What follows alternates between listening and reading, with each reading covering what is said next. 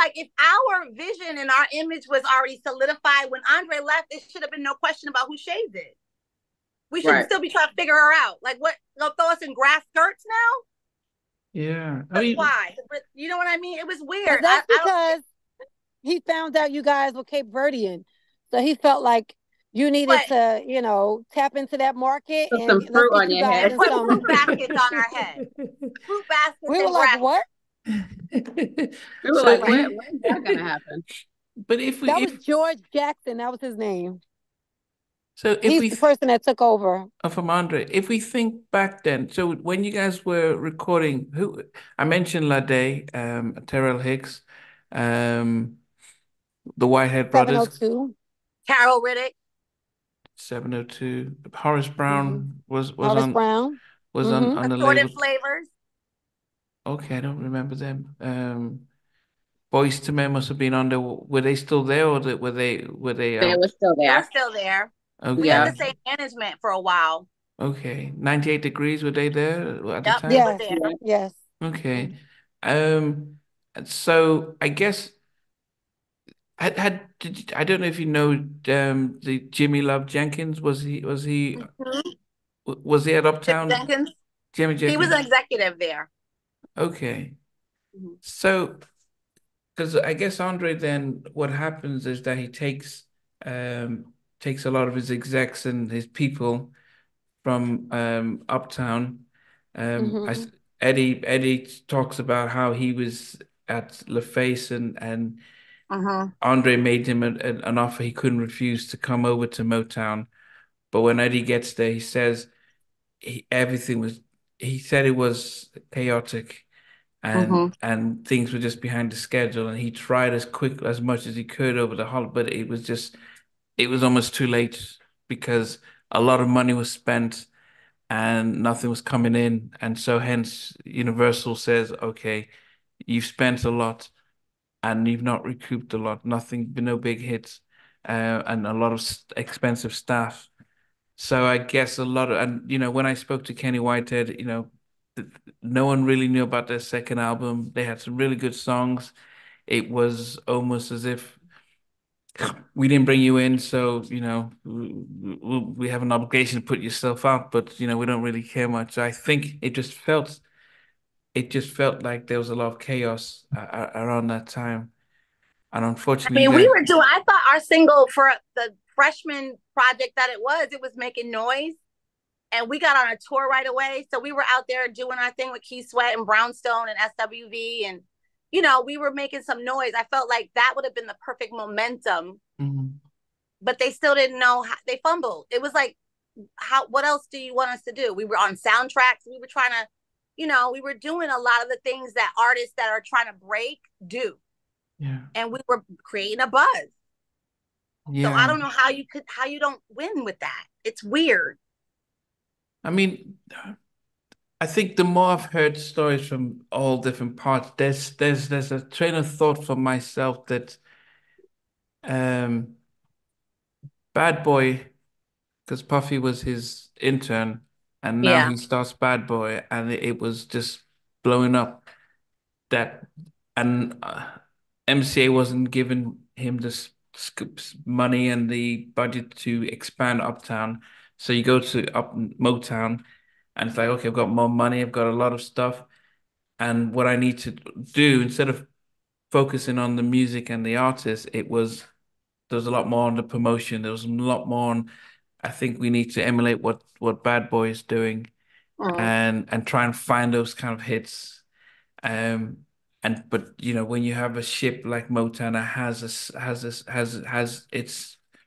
its identity, you can't shift that overnight and quickly, and you have to really invest in the artist. So I guess that must have been unfortunate for you guys.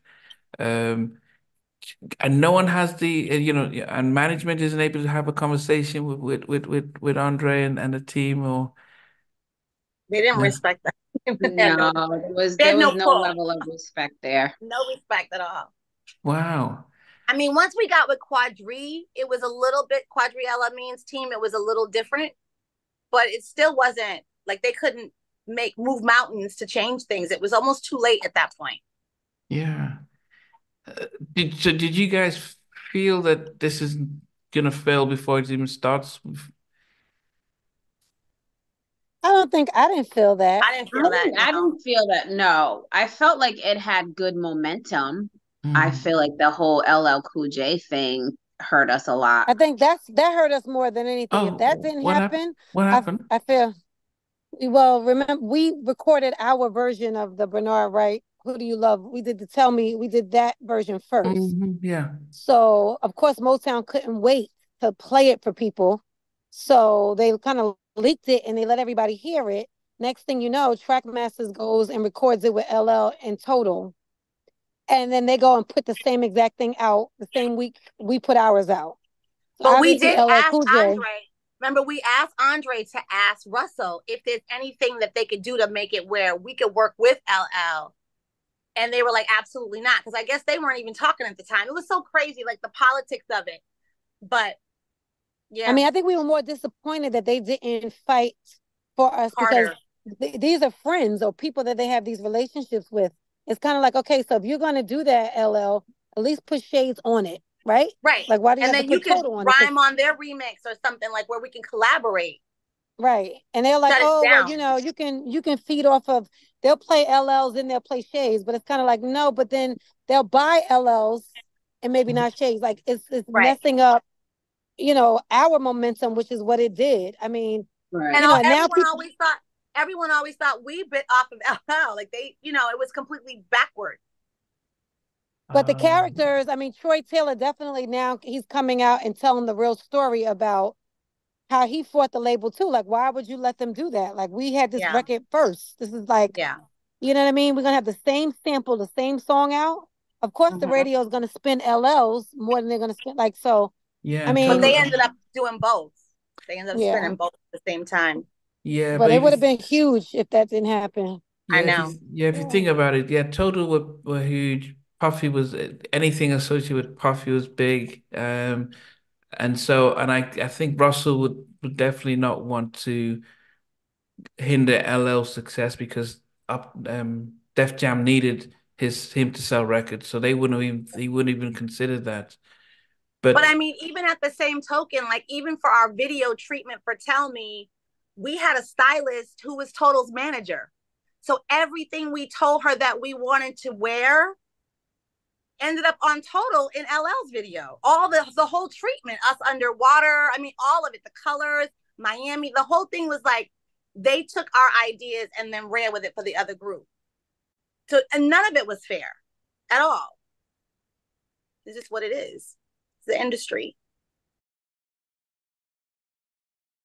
Hey guys, thanks for watching. Thanks for being a part of Halftime Chat. Please remember to subscribe, share, and comment. But most importantly, why don't you become a member of Halftime Chat? We've got amazing videos, amazing perks, and being able to support the channel. But anyway, thanks for watching. Take care. I never participated in that kind of. Somewhere in between. Or even loving us, on which I didn't miss you with.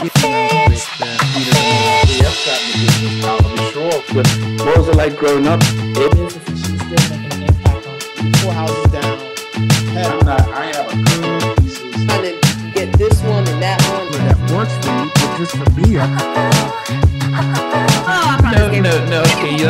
They don't think those boys winning all Play it. These guys, they all work together. I mean, I love all different genres.